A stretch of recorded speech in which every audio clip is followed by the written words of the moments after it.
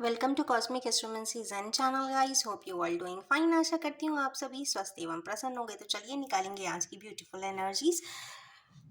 Daily update निकालेंगे। उसके लिए हम निकालेंगे, ड्रॉ करेंगे 6 कार्ड्स।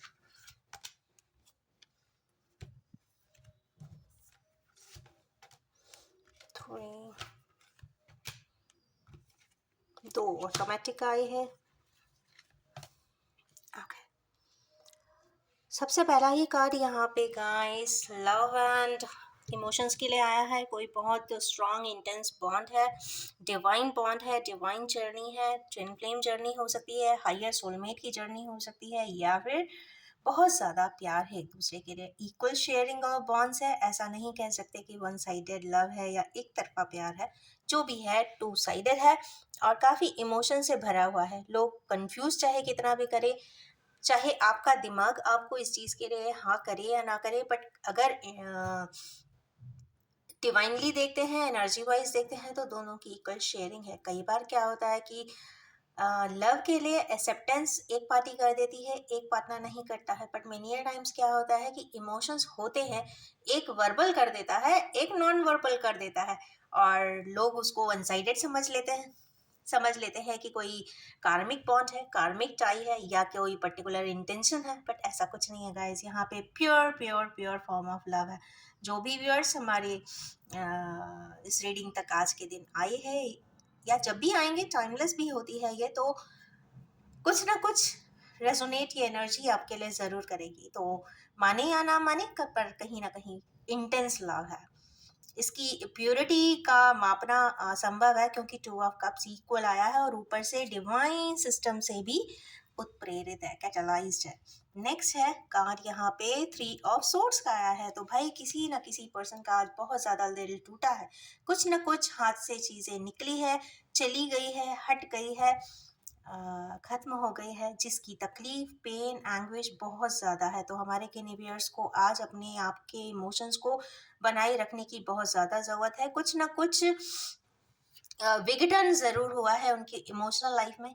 ऑफ कोर्स हो सकता है फाइनेंशियल भी हो, पर यहाँ पे फिनेंस से ज़्यादा मुझे इमोशनल टर्मोइल की, इमोशनल क्लोजर्स की भी यहाँ पे बात दिखाई दे रही है। कुछ ना कुछ है जो चीज़ इमोशनली काफ़ी हर्ट किया है, और यस, उससे निकलने का रास्ता कुछ समझ नहीं आ रहा है, क्योंकि उसके जस्ट बाद के ही कार्ड है टेम्परेंस। उसने क्लियरली कहा है कि भाई बैलेंस योरसेल्फ। एक पर्सन ने दूसरे को कहीं ना कहीं इमोशनली फुलफिल करना है, या फुलफिलमेंट देना है, या शेयरिंग ऑफ इमोशंस भी यहाँ पे दिखाई दे रही है। तो मतलब इम्बैलेंस है, जो भी है वहाँ पे इम्बैलेंस है, जहाँ पर बैलेंसिंग की कंप्लीटली ज़रूरत है।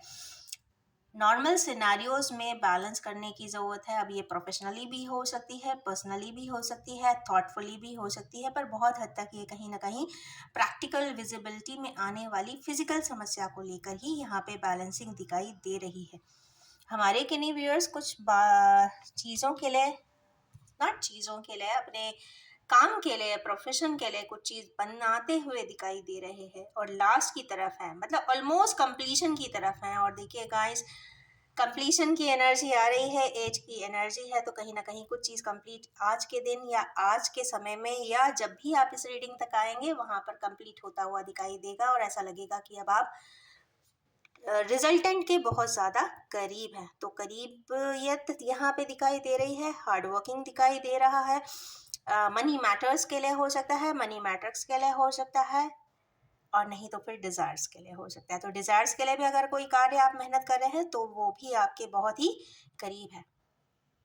नेक्स्ट कार्ड वही 10 ऑफ सोर्स आया है। भाई एक कार्ड यहाँ पर भी आया है, 3 ऑफ सोर्स, यहाँ पे है 10 ऑफ सोर्स। तो भाई ऐसा तो लगता है कि हमारे कैनिवियर्स के पास बहुत सारा चीज़ें, जो भी मैट्रिक्स था, बिजनेस है तो वो कोलैप्स हुआ है, या फिर इमोशनल टाइज हैं तो वो कोलैप्स हुई हैं। कुछ ना कुछ ख़त्म ज़रूर हुआ है ज़िंदगी से, और उसके आगे का रास्ता उन्हें बिल्कुल भी दिखाई नहीं देता, क्योंकि 10 ऑफ सोर्स आ जाते हैं तो मतलब हर तरीके की समस्या, चाहे फाइनेंशियल हो, सोशल हो, प्रोफेशनल हो, पर्सनल हो, किसी भी फ्रंट पे हो, कहीं ना कहीं कंप्लीट कॉम्प्लिकेशंस यहाँ पे दिखाई दे रहे हैं। इसमें उबरने की बात तो यहाँ पे दिखाई देती है। और उसके बाद ही आया है नाइट ऑफ सोर्ड्स। तो मतलब यह है कि you have to take the initiative today. Thought process ऐसा बनाइए, कोई कार्य अगर करने के लिए निकले हैं तो उसके लिए आगे निकल जाइए, क्योंकि जो कंप्लीटली ख़त्म हो चुका है वो आपको कभी सर्व करेगा ही नहीं, मुझे ऐसा लगता है।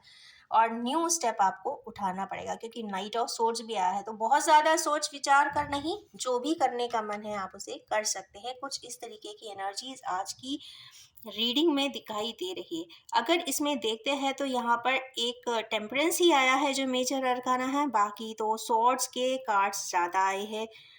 8 ऑफ पेंटिकल्स है और 2 ऑफ कप्स है। तो यहाँ पे लव एंड इमोशंस की बात ज़्यादातर दिख रही है, और सोर्स ही सोर्स है। तो मतलब जो भी है, ये रीडिंग कहीं ना कहीं बहुत इंपॉर्टेंट हो जाती है एरी साइन वालों के लिए, जैसे लिब्रा है, एक्वेरियस है, मिथुन राशि है, उनके लिए बहुत इम्पॉर्टेंट है।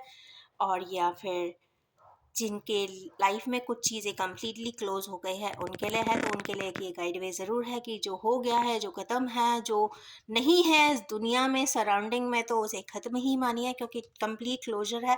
बाद में आपने यही एक ऐसा स्टेप उठाना है जो आपको आगे की तरफ लीड कर ले जाएगा। उसमें बहुत ज़्यादा सोच समझ लगा के नहीं करना है, जो भी आपके दिमाग में थॉट में आया प्रोसेस करके देख लीजिए, रिजल्टेंट आ जाएगा।